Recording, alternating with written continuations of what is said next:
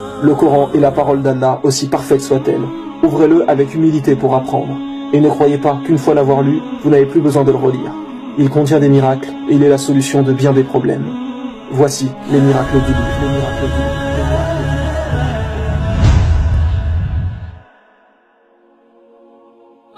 Beaucoup de gens doutent de l'existence d'Allah, et c'est l'intensité de votre foi qui vous gardera sur le chemin droit.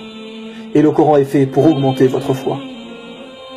Par exemple, jusqu'à il y a encore peu de temps, les gens pensaient que le soleil était fixe et que la terre tournait autour du soleil. Peut-être que même vous qui regardez cet épisode pensez encore cela. Mais en réalité, nous avons découvert récemment que le soleil n'était pas du tout fixe et qu'il se déplaçait dans l'univers d'une manière bien précise.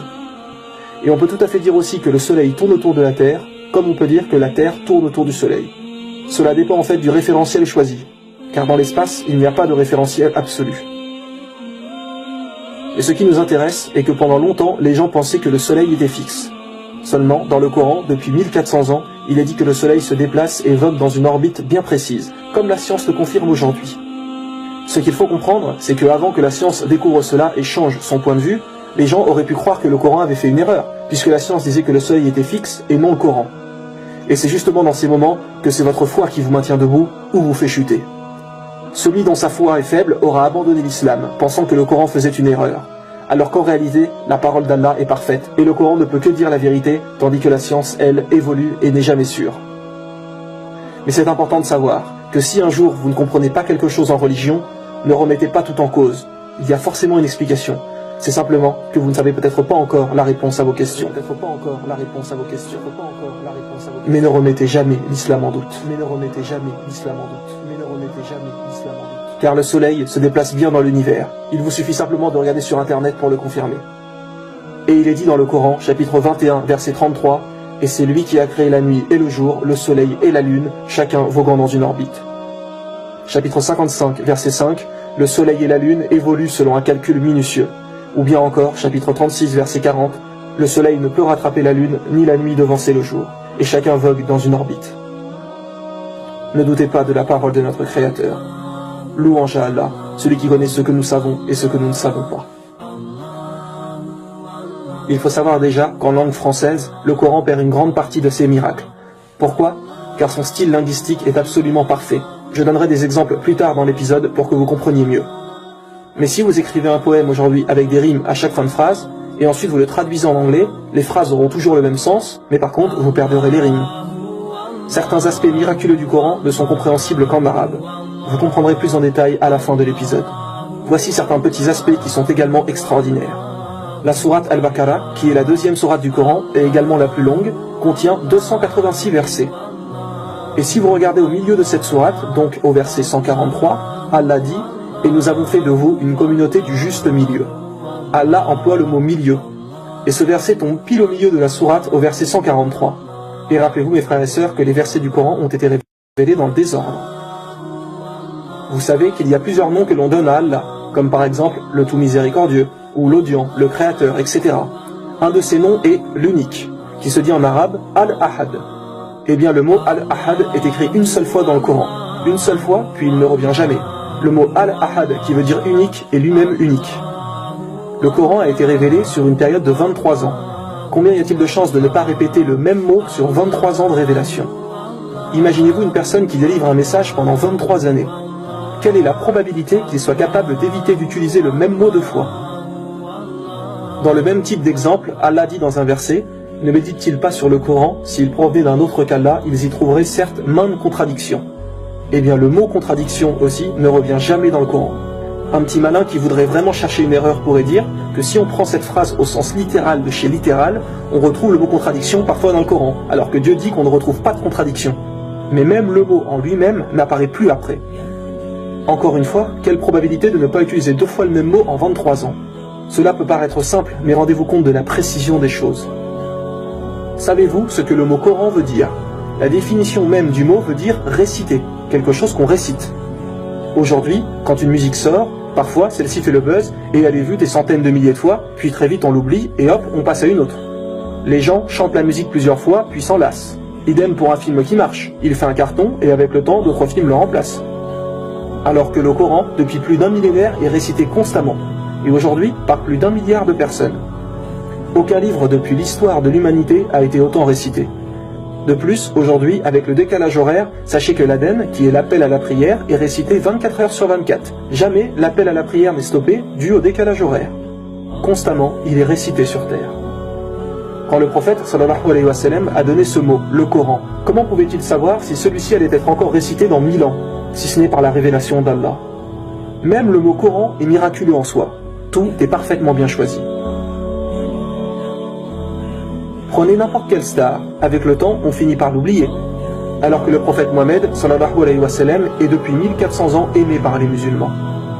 Les gens pourront dire, oui, mais Jésus aussi pour les chrétiens, ou Moïse pour les juifs, etc. Et ce qui est intéressant, c'est qu'un verset du Coran parle de la renommée du prophète. Il est dit, chapitre 94, verset 4, « Et exalté pour toi ta renommée ». Et dans l'appel à la prière, lorsqu'il est dit « J'atteste que Mohammed est le prophète d'Allah », nous devons répéter la même chose. J'atteste que Mohammed est le prophète d'Allah. Et à chaque fois que nous entendons son prénom, nous devons dire que la paix et les bénédictions d'Allah soient sur toi, Mohammed. Et étant donné que l'Aden est récité 24 heures sur 24, eh bien sans arrêt, la renommée du prophète est mise en avant. Le Coran est parfait et préservé jusqu'à la fin des temps. Outre le fait qu'Allah dit qu'il en est le gardien, et cela nous suffit pour croire que personne ne le modifiera jamais, Allah dit aussi qu'il a rendu le Coran facile pour la mémorisation. Et aujourd'hui, des milliers, voire des millions de gens connaissent le Coran par cœur. Même des enfants de 6-7 ans le connaissent sur le bout des doigts. Dans la prière, nous récitons des sourates de celui-ci. Donc beaucoup d'imams, etc. le connaissent parfaitement. Alors imaginez maintenant si on brûlait tous les livres religieux, Bible, Coran, Torah, les Védas, etc. Rien que pour la Bible, il serait quasi impossible de la réécrire parce que peu de gens, voire personne, la connaissent par cœur. De plus qu'il existe des versions différentes, retravaillées et modifiées par l'humain.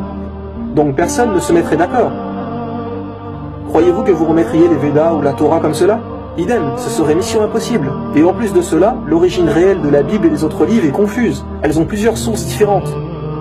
Mais allez dans une mosquée et demandez aux musulmans de réécrire le Coran, et en une journée, le Coran est de nouveau là. Et mot pour mot, identique à avant. Car si quelqu'un faisait une erreur, il serait immédiatement corrigé par d'autres. Tout comme si vous vouliez faire le malin, et vous amuser un moment à modifier un verset. Votre supercherie ne durera même pas un jour, car elle sera détectée directement par les autres.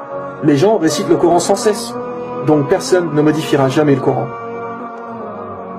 Quand vous avez appris à l'école les grandes révolutions, la Révolution française, la Révolution bolchevique en Russie, etc., vous vous rendez compte que toutes ces manifestations ont changé surtout le régime politique. Mais dans la vie personnelle des gens, cela n'a rien vraiment changé. Alors que lorsque l'islam est arrivé, les gens n'ont pas seulement changé le régime politique qui était à l'époque, mais toute leur vie. Leur manière de s'habiller, leur langage, le comportement avec les gens, ce qu'ils mangeaient, l'hygiène, etc. Et les gens qui proposaient ces idées politiques pour ces nouveaux régimes n'ont bien souvent pas vu ces révolutions durant leur vivant. Ce n'est que des années plus tard que cela est venu. Alors que durant la vie du prophète, sallallahu alayhi wa sallam, tout a changé directement, car il était guidé par Dieu. Ce que nous voulons dire, c'est que, imaginez-vous que votre voisin vienne vous voir et vous dise « Voilà, je suis le messager de Dieu. À partir d'aujourd'hui, tu devras faire tout ce que je dis, car ce que je te commande de faire est la volonté de Dieu. » Allez-vous le suivre, ou alors allez-vous le prendre pour un fou? Votre voisin que vous voyez avant tous les jours et qu'à présent vous dit être le messager de Dieu. Surtout qu'à l'époque, les gens étaient fiers et suivaient fermement leurs idées religieuses. Mais non, ils se sont tous mis au fur et à mesure à suivre le prophète Mohammed, sallallahu alayhi wa sallam. Et ça, mes frères et sœurs, ça ne peut venir que du seul et unique Dieu, le seul capable de cela. Voici un autre miracle du Coran. Allah dit dans un verset, nous avons fait descendre le fer. Alors que pour d'autres choses, comme par exemple les montagnes, il dit, nous avons créé les montagnes. Ou bien nous avons créé le soleil, nous avons créé la terre. Mais pour le fer, il ne dit pas nous avons créé, mais fait descendre. Et écoutez bien mes frères et sœurs, les biologistes disent que le fer est venu historiquement sur Terre par la descente de météores. Et Allah dit, chapitre 57, verset 25, nous avons fait descendre le fer, nous avons fait descendre le fer, nous avons fait descendre le fer. À savoir que le fer ne peut être créé sur Terre. Même l'énergie dégagée par le soleil, qui atteint 386 millions de mégawatts, ne peut former le fer. Alors d'où vient-il ? Après des études approfondies, il s'est approuvé aux savants que cette matière, le fer, ne peut être formée que dans les immenses étoiles dépassant notre soleil plusieurs fois, et dans une étape particulière de la vie de ces immenses étoiles, appelée la supernova. Au moment de l'explosion de ces dernières, la matière s'accumule fortement. Cette fusion nucléaire continue et forme par la suite le fer. Et la Terre contient environ 35,9% de fer de sa masse. Allah nous a préparé la Terre par le fait de descendre sur elle une grande quantité de fer. Actuellement, les planètes du système solaire sont des planètes gazeuses inadaptées à la vie.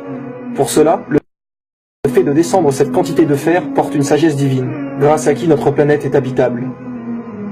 Nul ne savait cette vérité du fer avant l'exploration de l'espace. Qui, il y a 1400 ans, pouvait connaître cela et savoir que le fer venait du ciel? La parole humaine n'est pas nécessairement calculée au mot près. Le speech humain ne fait pas attention à utiliser le mot le plus parfait possible. Mais Allah, si. Le Coran est incroyablement précis dans son langage.